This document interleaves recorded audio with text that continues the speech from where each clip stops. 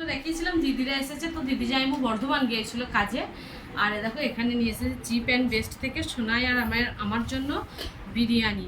আর হচ্ছে যে সোনাই কিন্তু আজকে বন্ধুর জন্মদিন ছিল, গিয়ে বিরিয়ানি খেয়ে এসেছে। তো আমি খানিকটা খাবো, খানিকটা রেখে দেবো, এতটা তো খেতে পারবো না।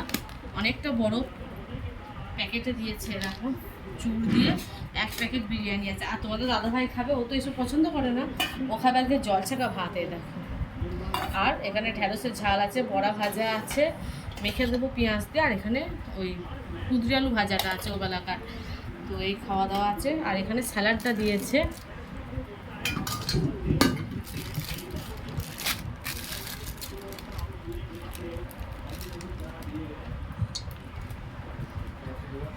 আচ্ছা, এখানে চিকেন টুকরোগুলো দেখি কেমন আছে।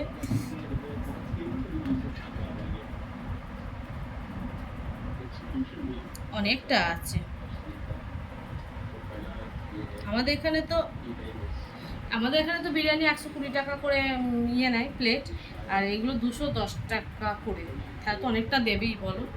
তো আলু দেয় না মনে হয়, আলু দেয়নি, শুধু তো মাংসই দেখছি, আলু নেই, শুধু মাংস